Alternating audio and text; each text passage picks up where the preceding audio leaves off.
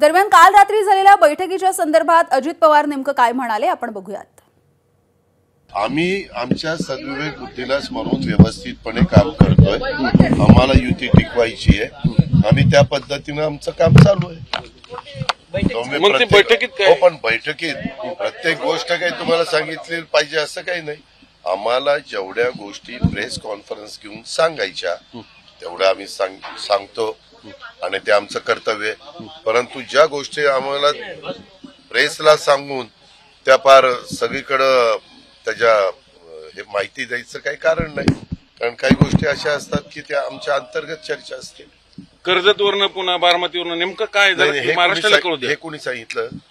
चर्चा आहे विनाकारण म्हणून तुम्ही काही पण चर्चा करणार त्याला प्रत्येकाला उत्तर देणं काही बांधील आहे काय? मग बारामती एबीपी माझा, उघडा डोळे बघा नीट।